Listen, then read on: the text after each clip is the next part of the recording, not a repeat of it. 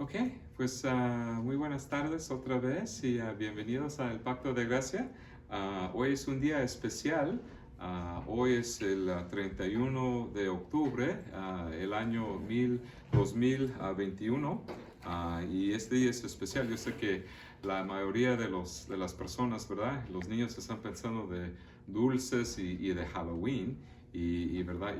Y todo eso, pero para nosotros estamos pensando del Día de la Reforma, ¿verdad? El 31 de octubre del año 1517 y lo que pasó en la vida de Martín Lutero y las 95 tesis que fueron tan importantes. Así que, amados hermanos, hoy este día vamos a tomar esta oportunidad para explicar la historia de la Reforma, la historia de Martín Lutero y también de las preocupaciones de los reformadores, porque fue muy importante, ¿verdad?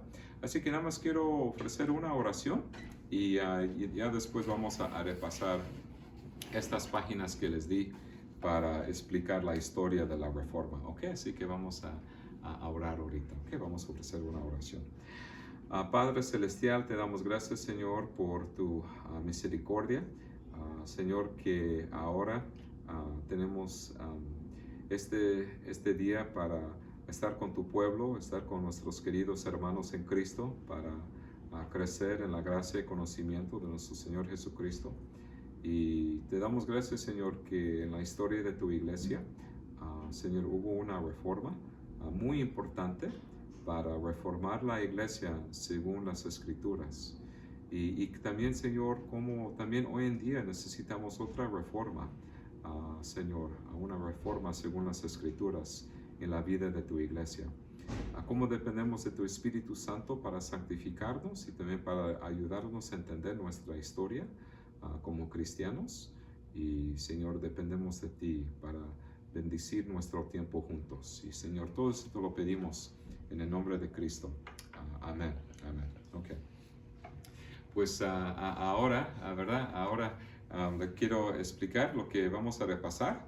Aquí tengo mi introducción y también aquí también tengo 3 puntos, ¿verdad? En el sermón siempre hay 3 puntos y también aquí en mi presentación aquí les doy 3 puntos también.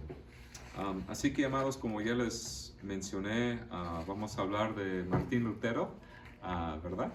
Y también de que lo que pasó este día no fue tanto Halloween, pero fue cuando él escribió 95 tesis y que los puso en la puerta de la iglesia en Wittenberg, la ciudad en Alemania, a donde él estaba protestando las prácticas de la Iglesia Católica Romana, y ahí le estaba indicando acerca de la corrupción de la Iglesia Romana.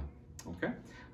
Entonces aquí, amado, para entender, ¿verdad?, de lo que pasó hace más de 500 años, aquí vamos a enfocar y considerar 3 puntos.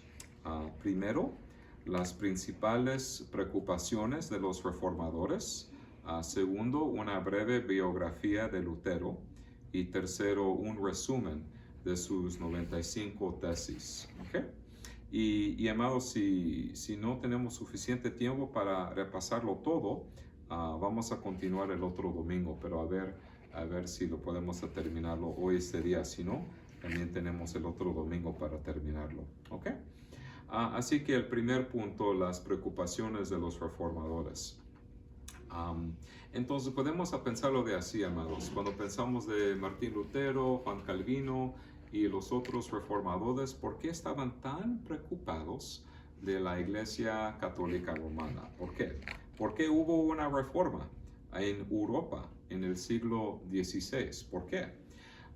Pues estaban muy preocupados por las prácticas de la Iglesia Católica Romana.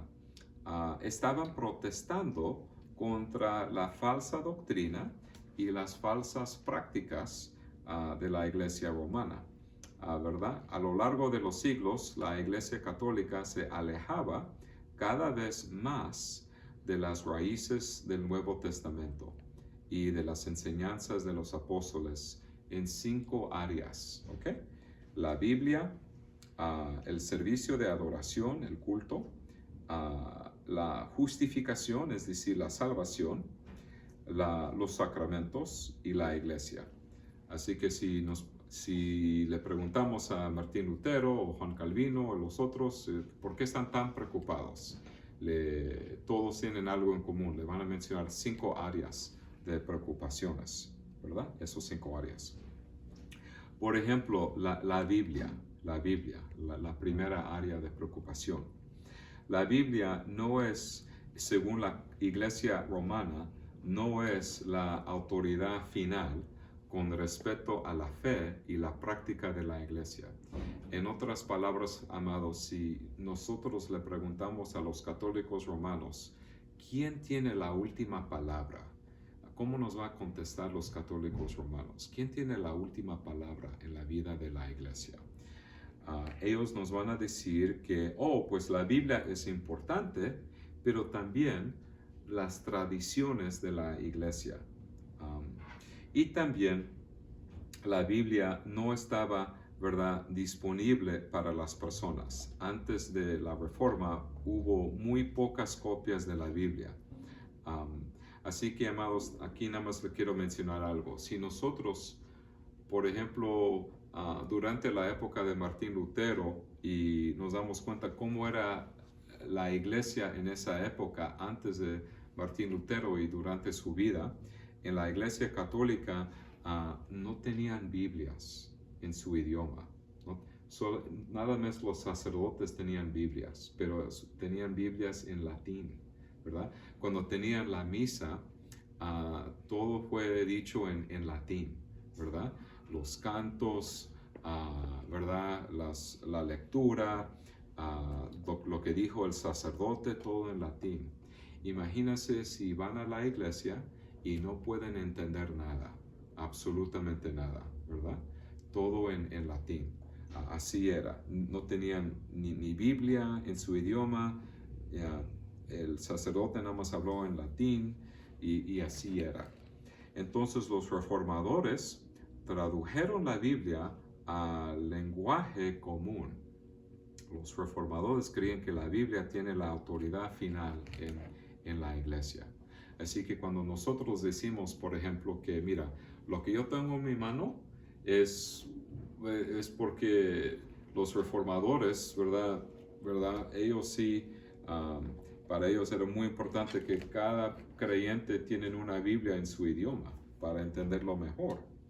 Y también nosotros decimos que cuando estamos hablando de diferentes cosas, que la palabra de Dios, ¿verdad?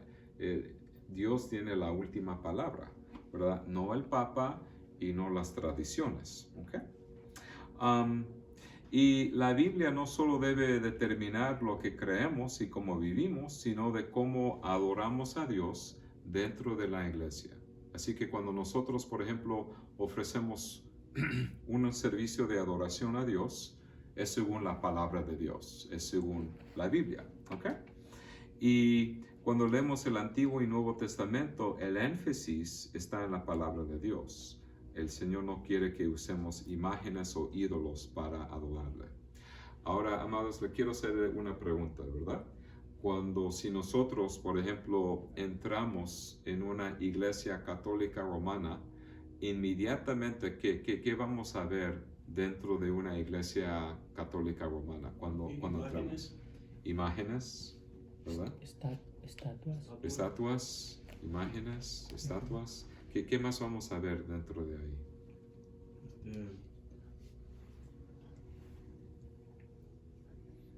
Santos, Y si, por ejemplo, si yo voy a una iglesia católica romana en México o también en Chicago Heights, ¿quién voy a ver? No solamente Cristo en la cruz, pero también ¿quién más voy a ver? La Virgen María. La Virgen María, ¿verdad? La Virgen María, ¿verdad?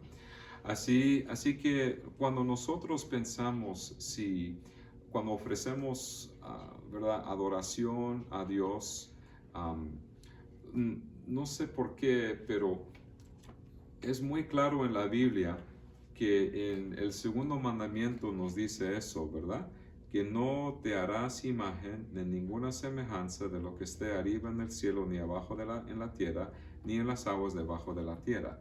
No te inclinarás a ellas ni las honrarás, ¿verdad? Y lo que yo me doy cuenta es que hay un lugar, ¿verdad? En la Iglesia Católica a donde alguien puede ofrecer velas o se puede inclinar ante los santos, ante la Virgen, ante la cruz, ¿verdad? Ante estatuas, ¿verdad? Ante los ídolos. Así que de eso nos damos cuenta, ¿verdad? Lo primero que cuando entran a la iglesia a la católica romana, cuando entran, primero en la puerta, lo primero lo que hacen así. Se persinan, ¿verdad? Se hincan y se persinan, ¿verdad? Entrando. ¿Y qué no cuando a donde está la Santa Cena, hermano, verdad? Que cuando pasan por el centro, ¿qué no se persinan? Sí. Cuando pasan por la cruz, ¿verdad? O cuando pasan ahí, se hincan y se persinan así, ¿verdad? Pues ¿sabes qué, amados? Cuando nosotros pensamos del servicio de Dios, Dios no nos dice es importante tener ídolos, estatuas, hacer todo eso santos, ¿verdad? Pero dice, ¿sabe lo que es importante? Tener la palabra y tener los sacramentos, ¿verdad? Y cuando ofrecemos a Dios tenemos la palabra y los sacramentos y claro, ofrecemos alabanzas a Dios y oraciones, ¿verdad? Y entonces cuando la palabra es predicada en el servicio de adoración, el evangelio debe ser proclamado fielmente. La vida, la muerte y la resurrección de nuestro Señor Jesucristo. Ahora yo les quiero contar una historia, ¿verdad? Acerca de los sermones que escuché en las iglesias católicas romanas cuando yo era niño. Los sacerdotes, yo no recuerdo que ellos predicaban el evangelio de la vida, muerte y resurrección de Cristo, sino de vez en cuando estaban dando historias, chistes, hablando de su vida, pero no explicando el pasaje, ¿verdad? Sí lo leyeron, pero no lo explicaron en su contexto. Y para mí es algo triste, me da tristeza, ¿verdad? A donde no están predicando la palabra de Dios, ¿verdad? Que Cristo... Predica más a María que Jesucristo. Dice que es la... ellos tienen varias áreas de que traducieron la Biblia. Ellos dicen que la fe es por obra. Ellos dicen que la intermediaria es María, no es Jesucristo. Sí, eso dice. Ellos dicen que los pastores no deben casarse. ¿Me entiendes? Y otros muchísimos más que no me acuerdo, pero lo voy a investigar más a fondo. Sí. Los pastores no deben ser casados. Pues es algo interesante porque Pedro sí tenía esposa. Sí, ¿verdad? Y no sé si Margarito y Marta, cuando en su experiencia, ¿verdad? ¿Cómo eran los sermones, ¿verdad? ¿De qué hablaban los sacerdotes? Pues y ahora, hermano, se sigue viendo igualmente. Porque de lo que se sabe, pues ellos hablan, como dice, buscan de los 4 evangelios solamente, pero leen una parte y empiezan a hablar, pero no lo dicen ni lo explican en el contexto como usted dice. Y se empiezan a hablar como ahorita de chistes y sigue haciendo así. Sí, yo de lo que he sabido eso hacen, pero y ahí se les pasa el tiempo. Siguen haciendo igual. Así es. Saca a la Virgen María hace un año a sacarlo por toda la carretera, así a la pila de gente. Y van hombres sigue cargando la imagen. Y es que les pasan por el río y todas esas cosas, hasta que llegan a la iglesia otra vez. Tradiciones, ¿verdad? Y lo hacen tradiciones, ¿verdad? Ofreciendo, no sé, culto a los santos. Okay. Sí, pues para mí sí es una tristeza, ¿verdad? Porque las personas no están aprendiendo de Cristo, de su persona o la obra de Cristo. Y cuando nosotros, ¿verdad? Pensamos del servicio, ¿verdad? Aquí, cuando por ejemplo leemos acerca del servicio del Nuevo Testamento, si tienen su Biblia, amados, nada más quiero mencionar nada más algunos versículos, pero por ejemplo Hechos 2, Hechos 2:42, ¿verdad? Porque, ¿verdad? Como ustedes nos están diciendo, ¿verdad? Ahí tal vez están cargando, ¿verdad? A la Virgen María y por todas las calles, ¿verdad? En su pueblo, cruzando el río o ahí durante días de fiesta, ¿verdad? ¿verdad? Y ahí tienen velas y peticiones para la Virgen. Pero aquí nos notamos una diferencia entre esas tradiciones católicas y de lo que practicaban los apóstoles y la iglesia apostólica y la iglesia primitiva. Porque alguien nos puede leer, por favor, cómo era el servicio en Hechos 2:42. Hechos 2:42 dice: y perseveraban en la doctrina de los apóstoles, en la comunión unos con otros, en el partimiento del pan y en las oraciones. Okay. Sí, hermano, muchas gracias, Mago, muchas gracias. Así que ahí, ¿verdad? Perseveraban en la doctrina de los apóstoles, querían aprender la doctrina, ¿verdad? De Cristo y que Cristo enseñó a los apóstoles. La comunión, ¿verdad? ¿Verdad? Tener un tiempo de comunión con los hermanos, el partimiento del pan, que es la Santa Cena, y las oraciones, ¿verdad? Ahí no menciona santos ¿verdad? o otras cosas, o estatuas o ídolos, ¿verdad? Así que notamos una diferencia, ¿ok? Notamos una diferencia. Entonces, amados, cuando pensamos de nuestro servicio, podemos decir que debemos explicar a las personas la palabra de Dios y, ¿verdad? Para nosotros cada 2 semanas tenemos la Santa Cena y cuando tenemos un bebé, ¿verdad? Como, ¿verdad? Vamos a dar el bautismo, ¿verdad? Así que ayer recibí las noticias que nació el pastor el bebé, la hija de Nathan Voss. Y ella va a recibir, ¿verdad? Ya cuando es tiempo, el bautismo, ¿verdad? El bautismo. Entonces, amados, así debe ser el servicio, un tiempo de oración, los sacramentos, la palabra de Dios, las oraciones y aprender más de la Biblia y de la doctrina. ¿Ok? Ok. Ahora le quiero explicarles, amados, también. Ahora la segunda página, por favor. Ahora estamos en la segunda página. So, could you please look with me on the second page? On the second page. We're going to talk about Martin Luther and the life of Martin Luther. Así que aquí, amados, nada más le quiero explicar nada más en pocas palabras la vida, la historia, una breve biografía de Martín Lutero. ¿Ok? Y aquí les quiero nada más mencionar algunas cosas. Para aprender más acerca de la reforma de la iglesia, aprendemos acerca de sus principales líderes. Como uno de los líderes más importantes fue Martín Lutero. ¿Okay? ¿Y quién fue? ¿Quién fue? Pues él nació en el año 1483 y murió en el año 1546. ¿Okay? Creció y vivió su vida adulta en Alemania. Su padre trabajaba en las minas de cobre locales. Quería que su hijo Martín se hiciera rico. ¿Okay? Quería que Martín estudiara para ser abogado. ¿Okay?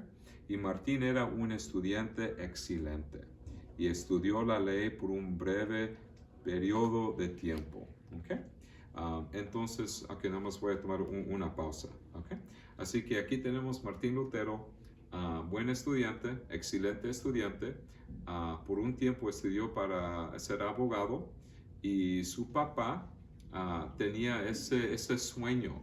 Oh, mi hijo va a ser un gran abogado y va a ser muy rico, mi hijo, Martín. ¿Okay? Así que ese era el sueño de su papá.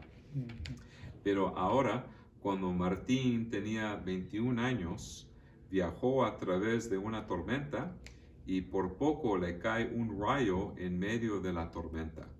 Y estaba tan asustado que gritó: «Ayúdame, Santa Ana, y me convertiré en monje», ¿verdad? Así que Martín se convirtió en monje en la orden agustina, y una de las órdenes más estrictas, vendió sus posesiones y se fue al monasterio. Entonces aquí, imagínense, amados, yo sé que la semana pasada, ¿verdad? Mucha lluvia, ¿verdad? No sé si era a donde vio un rayo en eso. De vez en cuando pasa eso. Pero me dice, aquí está caminando este muchacho, Martín, de 21 años. Y verdad, ahí está caminando, ¿verdad? Y ahí en el bosque. Y ahí casi, ¿verdad? Le cae un rayo. ¡Wow! Y él piensa que va a morir. Y dice que sabe que voy a convertirme en monje. Y eso es lo que hizo. Eso es lo que hizo. Entonces, por varios años, eso era su vida. Aquí en otro párrafo. Su vida cotidiana como monje era muy exigente.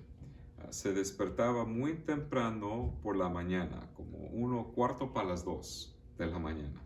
Asistía a la misa varias veces al día, no solamente una vez, pero varias veces al día. Oraba, trabajaba y confesaba sus pecados durante todo el día. Y cuando confesó sus pecados, confesaría todo pensamiento, palabra y acción pecaminosa. Tenía una conciencia preocupada y constantemente se estaba confesando. Quería agradar a Dios, pero temía a Dios como un juez implacable. Quería ir al cielo, pero no estaba seguro de su salvación. Así que si puedes pensar de Martín Lutero, siempre estaba pensando y confesando cada pequeño pecado que hacía él. «Oh, Señor, perdóname que yo pensé algo mal de mi hermano. Oh, Señor, yo pensé algo mal de mis papás. Oh, Señor, soy culpable de tal pecado». Así que cada pecado, ¿verdad?, le estaba confesando. Y en su vida como monje, era como hay 24 horas en un día, así que 8 horas para dormir, 8 horas de trabajo, 8 horas en oración. Así era su vida, 8, 8, 8. 8 horas para trabajar, 8 horas para dormir, 8 horas en oración o en ayudar con otras cosas. ¿Ok? Y su alma estaba muy inquieta porque nunca estaba seguro de su salvación. Nunca estaba seguro de su salvación. Así que ahora estamos aquí, amados, en la segunda página, aquí arriba, a donde dice en los tiempos, ¿ok? ¿Verdad? En los tiempos. Jesús fue visto durante esta época de Martín Lutero. Jesús fue visto principalmente como un nuevo Moisés con una nueva ley. Jesús fue visto principalmente como un juez, no como un salvador. Y durante esta época de Martín Lutero, la gente creía que tenían que ganar su salvación y ganar el favor de Dios a base de sus méritos y buenas obras. Así que eso era la mentalidad de Martín Lutero y de las personas de su época. Es que Jesucristo es un juez. Jesucristo no es un salvador, sino un juez nada más. Y ellos deben hacer buenas obras para ganar la salvación. Esa era la mentalidad en esa época, ¿verdad? Así era. Y por eso Martín confesaba sus pecados, ayunó, durmió con muy poca ropa durante el invierno y lastimó su cuerpo, se autoflagelaba para mostrar que verdaderamente estaba arrepentido por sus pecados. Aún quiso ser un buen monje, su alma seguía inquieta y empezaba a odiar a Dios. Estaba amargado de que Dios nunca estuviera complacido con sus buenas obras. Estaba preocupado por lo que le pasaría después de su muerte. Le preocupaba su culpabilidad como pecador, la condenación de Dios y las exigencias de la ley de Dios. Así que es como así, amados. No sé si han tenido un patrón o un maestro o alguien en tu vida que tiene autoridad y tratas de hacer tu buen trabajo, pero tal supervisor o patrón o maestro o maestra nunca estaba feliz con tu trabajo, ¿verdad? No me gusta o te falta esto, ¿verdad? Alguien súper exigente. Y así pensaba Martín Lutero de Dios.